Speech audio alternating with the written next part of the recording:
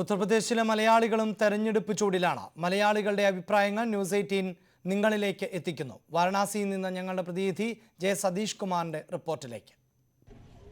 ഉത്തർപ്രദേശ് തെരഞ്ഞെടുപ്പ് അവസാന ഘട്ടത്തിലേക്ക് എത്തുമ്പോൾ ആവേശം ഏറുകയാണ്. ഇതേക്കുറിച്ച് സംസാരിക്കാൻ വാരണാസിയിലെ മലയാളികൾ നമ്മോടൊപ്പം ചേരുന്നു. എങ്ങനെയാണ് ഈ മലയാളി സമൂഹം, ഇവിടുത്തെ മലയാളി സമൂഹം ഇപ്പോൾ ഈ തെരഞ്ഞെടുപ്പിനെ കാണുന്നത്, അതുപോലെ തന്നെ ഓരോ പാർട്ടികളുടെ സാധ്യതകൾ, അതിനൊപ്പം തന്നെ ഈ രാഷ്ട്രീയം, കേരളത്തിലെ രാഷ്ട്രീയം, അതിനൊപ്പം ഉത്തർപ്രദേശിലെ രാഷ്ട്രീയം, ഇത് തമ്മിലുള്ള വ്യത്യാസങ്ങൾ, ഇതെല്ലാം നമുക്ക് ചോദിച്ചറിയാം. എന്തായാലും ഉത്തർപ്രദേശിലെ ഈ തെരഞ്ഞെടുപ്പിൻ്റെ ആവേശം എത്രമാത്രം മലയാളികളിലേക്ക് എത്തിയിട്ടുണ്ട്? മലയാളികൾക്ക് നല്ലൊരു ആവേശമാണ് പകർന്നിരിക്കുന്നത്. 2014 ഒത്തിരി വ്യത്യാസമാണ് ഈ പ്രാവശ്യം. 2014 ഒരു ഇലക്ഷൻ വന്ന സമയത്ത് ഇവിടെ മലയാളികൾക്ക് നല്ലൊരു ശതമാനം വോട്ടുണ്ട്. പ്രത്യേകിച്ച് സൗത്ത് ഇന്ത്യൻ മൊത്തത്തിൽ എടുത്തു കഴിഞ്ഞാൽ 10-60,000 വോട്ട് കാണും വാരണാസി ലോക്സഭ മൊത്തം കൂടെ. 2014 ഒരു അനുഭവം തരംഗം വേറെയാണ്, ഇപ്പോഴത്തെ തരംഗം ഒന്ന് വേറെയാണ്. എന്തായാലും മലയാളികൾക്ക് സാധാരണ ലഭിക്കാറില്ലാത്ത ഒരു ഭാഗ്യമാണ് ഒരു പ്രധാനമന്ത്രിയുടെ മണ്ഡലത്തിൽ വോട്ടറാവുക എന്നുള്ളത്. അപ്പോൾ ആ പ്രധാനമന്ത്രിയുടെ മണ്ഡലത്തിൽ വോട്ട് ചെയ്ത് നിങ്ങൾക്ക് ഈ 14 ശേഷം ഇപ്പോൾ എത്തിയപ്പോഴേക്കും എങ്ങനെയാണ്, എത്ര വ്യത്യാസം ഉണ്ടായി എന്നുള്ളൊരു? അല്ല, 14 ശേഷം പ്രധാനമന്ത്രിക്ക് വോട്ട് ചെയ്തതിന് ഞങ്ങൾ പ്രതീക്ഷിച്ചുകൊണ്ടുള്ള പല കാരണങ്ങൾ ചേഞ്ചസ് വന്നിട്ടുണ്ട്. എന്ന് വെച്ചാൽ ഇപ്പോൾ എയർപോർട്ടിൽ നിന്ന് ഇങ്ങോട്ട് വന്നു കഴിഞ്ഞാൽ 4 ലൈൻസിൻ്റെ പണി ഭയങ്കര നല്ല രീതിയിൽ പുരോഗമിച്ചുകൊണ്ടിരിക്കുകയാണത്. അത് പ്രധാനമന്ത്രി ഇവിടുന്ന് ജയിച്ചുകൊണ്ട് മാത്രമാണ്, അല്ലെങ്കിൽ അത്ര പെട്ടെന്ന് വരത്തില്ല. അതുകൊണ്ട് തന്നെ ഇപ്പം ഇലക്ട്രിക്കിൻ്റെ കാര്യം പറഞ്ഞു കഴിഞ്ഞാൽ ഇവിടെ ചൂട് സമയം വന്നു കഴിഞ്ഞാൽ 10 മണിക്കൂർ 12 മണിക്കൂർ ലൈനൊന്നും ഇല്ലാത്തൊരവസ്ഥയാണ്. ഇപ്പോൾ അതെല്ലാം അണ്ടർഗ്രൗണ്ട് ചെയ്യുന്നുണ്ട്. ഈ എപ്പോഴും എല്ലാ പാർട്ടികളും ഇപ്പോൾ പറയുന്നത് വികസനം, അതാണ് വലിയ വിഷയം എന്ന് പറയുന്നു. പക്ഷേ അവസാനം ഈ കിഴക്കൻ ഉത്തർപ്രദേശിലേക്ക് എത്തിക്കഴിയുമ്പോഴേക്കും അതിനേക്കാൾ ഉപരിയായി പല രീതിയിലുള്ള മതത്തിൻ്റെ പേരിലുള്ള അല്ലെങ്കിൽ ദേശീയത തുടങ്ങിയ വിവാദങ്ങളൊക്കെ വിഷയമായി വരുന്നു. എത്രമാത്രം ഈ മലയാളി സമൂഹം ഈ ഇത്തരം കാര്യങ്ങളിലൊക്കെ ശ്രദ്ധിക്കാറുണ്ടോ, അല്ലെങ്കിൽ അതോ സാധാരണ നമുക്ക് നമ്മുടെ ജോലി ആ രീതിയിൽ പോകുന്ന ഒരവസ്ഥയാണോ? ഇവിടെ മലയാളികളെ സംബന്ധിച്ചിടത്തോളം കേരളത്തിൽ നിന്ന് വന്നിട്ടുള്ള ആൾക്കാരാണ്. ഇവിടെ ഒരു 10-60,000 ആൾക്കാരുണ്ട്. അവരിൽ നമ്മൾ LDF UDF എന്ന ഒരു കൺസെപ്റ്റ് മാത്രം നമ്മൾ വെച്ച് പുലർത്തിയിട്ടുള്ള ആൾക്കാരാണ്. ഞങ്ങൾ ഇവിടെ വന്നതിന് ശേഷം ആദ്യമായിട്ടാണ് കൂടുതൽ ആൾക്കാരും BJP, അതായത് നരേന്ദ്രമോദി ഇവിടെ ഇലക്ഷൻ നിന്നപ്പോൾ അദ്ദേഹത്തിൽ നിന്ന് വളരെയധികം പ്രതീക്ഷിച്ചുകൊണ്ടാണ് ഞങ്ങൾ അദ്ദേഹത്തിന്, മലയാളികൾ എല്ലാവരും കൂടെ ചേർന്ന് അദ്ദേഹത്തിന് നമ്മൾ വോട്ട് കൊടുത്ത് അദ്ദേഹം വൻ ഭൂരിപക്ഷത്തിൽ വിജയിക്കുകയും ചെയ്തു. എന്നാൽ ഈ കഴിഞ്ഞ 14 തൊട്ട് ഇന്ന് വരെയുള്ള അവസ്ഥ നോക്കുകയാണെങ്കിൽ ഒരു 50% പോലും അദ്ദേഹത്തിന് വിജയിക്കാൻ സാധിച്ചിട്ടില്ല എന്നാണ് എൻ്റെ അഭിപ്രായം. കാരണം ഞങ്ങൾ മലയാളികൾ എല്ലാവരും കൂടി ചേർന്ന് ഞങ്ങൾ ഒത്തിരി കാര്യങ്ങൾ ആവശ്യപ്പെടുകയുണ്ടായി. ട്രെയിനിൻ്റെ കാര്യമാണെങ്കിൽ ഇവിടുന്ന് നമ്മുടെ ഏതാണ്ട് 4000 ചില്ലുവാനും ക്ഷേത്രങ്ങളുള്ളൊരു സിറ്റിയാണ് ഈ വാരണാസി എന്ന് പറയുന്നത്. ഇവിടുന്ന് നാട്ടിൽ നിന്ന്, സൗത്ത് ഇന്ത്യയിൽ നിന്ന് ഒത്തിരി ആൾക്കാർ ഇവിടെ വരാറുണ്ട്. ഞങ്ങൾക്ക് പോകാനോ വരുവാനോ ഉള്ള ട്രെയിനിൻ്റെ സൗകര്യം, അതിനുവേണ്ടി ഞങ്ങൾ നിവേദനം കൊടുത്തു.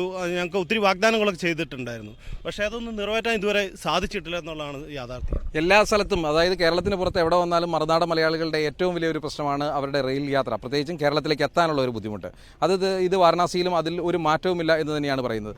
ഇപ്പോൾ നോക്കിക്കഴിഞ്ഞാൽ ഇതെല്ലാം കഴിഞ്ഞ് വരുമ്പോൾ എല്ലാ സ്ഥലത്തും പറയുന്നുണ്ട് പല വാഗ്ദാനങ്ങൾ. അതുപോലെ കോൺഗ്രസും സമാജ്വാദി പാർട്ടിയുമായിട്ടുള്ള ഒരു സഖ്യം, ആ സഖ്യം എത്രമാത്രം ഇവിടെ പ്രായോഗിക തലത്തിൽ എത്തിയിട്ടുണ്ട്, പ്രത്യേകിച്ചും നമ്മൾ ഈ വാരണാസി എന്ന് പറയുന്ന ഒരു സ്ഥലത്ത് വെച്ച് നോക്കുമ്പോൾ? നമ്മൾ കേരളത്തിലെ ആൾക്കാർ ഇവിടെ വന്നിട്ടുള്ളത് അദ്ദേഹം പറഞ്ഞ പോലെ തന്നെ കൂടുതലും കോൺഗ്രസ് അല്ലെങ്കിൽ UDF LDF എന്നുള്ള ചിന്താഗതിക്കാരാണ്. പക്ഷേ ഇവിടെ വന്നതിന് ശേഷം BJP ഇത്ര ശക്തമായിട്ട് ഇവിടെ ഉണ്ടെന്നുള്ള വിവരം ഞങ്ങൾക്ക് അറിയാൻ കഴിഞ്ഞു. അതിനനുസരിച്ച് ഞങ്ങൾ സപ്പോർട്ടും ചെയ്തതാണ്. പിന്നെ ഇവിടെ കോൺഗ്രസ് ഭൂരിപക്ഷം എന്ന് പറയാനായിട്ട് കോൺഗ്രസിനില്ല. പക്ഷേ സഭയുടെ കൂടെ ചേർന്നതുകൊണ്ട് കോൺഗ്രസിനൊരു സാധ്യത ഉണ്ടെന്ന് വേണമെങ്കിൽ പറയാം. പിന്നെ അതുപോലെ തന്നെ മോദിജി ഇവിടെ വന്നതിന് ശേഷം ഇത്രയും ഒരു പരിധി വരെ ഇത്രയെങ്കിലും ആകാൻ പറ്റിയത് തന്നെ അദ്ദേഹത്തിൻ്റെ ഇവിടുത്തെ ഉള്ള തെരഞ്ഞെടുപ്പിൽ അദ്ദേഹം ജയിച്ചതുകൊണ്ട് മാത്രമാണെന്നാണ് എൻ്റെ അഭിപ്രായം.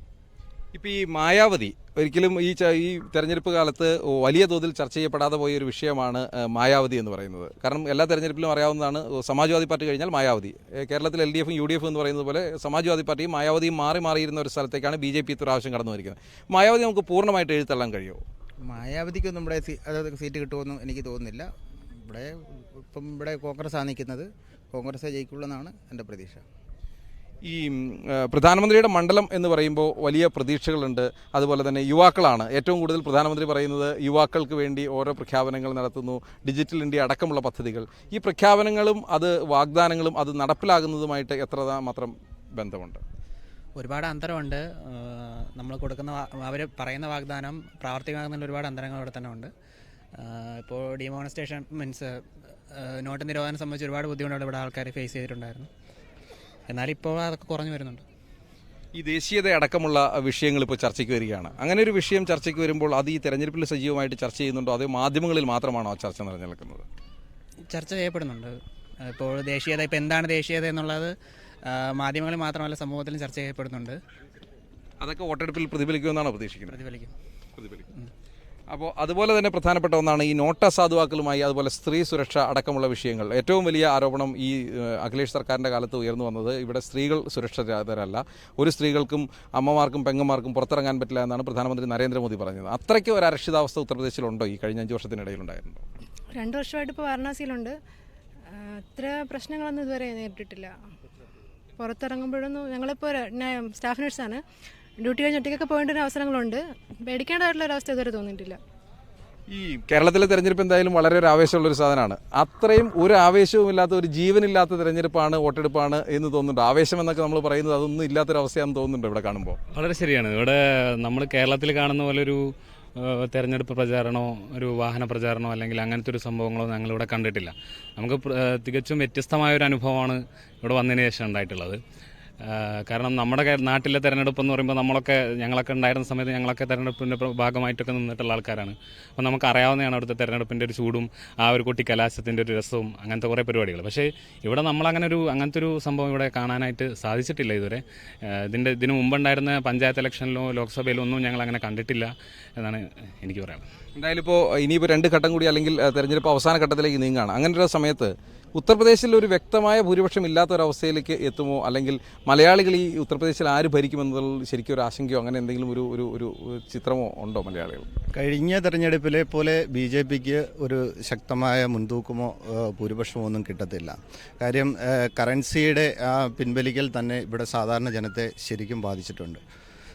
പിന്നെ പറയുകയാണെങ്കിൽ BJPക്കാർ തന്നെ ഇപ്പം BJPക്ക് എതിരായിട്ട് സംസാരിക്കുന്ന ഒരു അവസ്ഥ വന്നിട്ടുണ്ട്. എന്തായാലും ഒരു കാര്യം വ്യക്തമാണ്, മൊത്തത്തിൽ മലയാളികളെ സംബന്ധിച്ച് മലയാളികൾ എവിടെ പോയാലും രാഷ്ട്രീയമുണ്ട്. അവരുടെ രാഷ്ട്രീയം അവർക്ക് കേരളത്തിൽ LDFും UDFും ആണെങ്കിലും ദേശീയ തലത്തിലേക്ക് വരുമ്പോൾ ആ ദേശീയ രാഷ്ട്രീയത്തിനനുസരിച്ച് അവർ മാറ്റങ്ങൾ വരാം. എങ്കിൽ പോലും ആ മാറ്റങ്ങൾ എല്ലാം ഉള്ളപ്പോഴും കൃത്യമായി ഓരോ നിലപാടുകളനുസരിച്ച് ഇവിടെ പറയുകയുണ്ടായി, പ്രധാനമന്ത്രിയുടെ മണ്ഡലമാണ്, പ്രധാനമന്ത്രി പല വാഗ്ദാനങ്ങളും നൽകി, ചിലതെല്ലാം പാലിച്ചു, ചിലതെല്ലാം പാലിച്ചില്ല. അതുകൊണ്ട് തന്നെ യോജിപ്പുകളുണ്ട്, വിയോജിപ്പുകളുണ്ട്. ഇതെല്ലാം മനസ്സിൽ വെച്ചുകൊണ്ട് അവരുടെ സമ്മതിദാനാവകാശം ഇവിടെ വിനിയോഗിക്കും. അതുപോലെ ഈ ദേശീയ അല്ലെങ്കിൽ ഉത്തർപ്രദേശ് രാഷ്ട്രീയത്തിനൊപ്പം മലയാളികൾ നിൽക്കും, അതിനോട് ചേർന്ന് നിൽക്കും. അതിൻ്റെ ആവേശം, ആ തെരഞ്ഞെടുപ്പിൻ്റെ ആവേശം ഉൾക്കൊള്ളുന്നു എന്ന് തന്നെയാണ് ഇവരിൽ നിന്ന് നമുക്ക് മനസ്സിലാക്കാൻ കഴിയുന്നത്.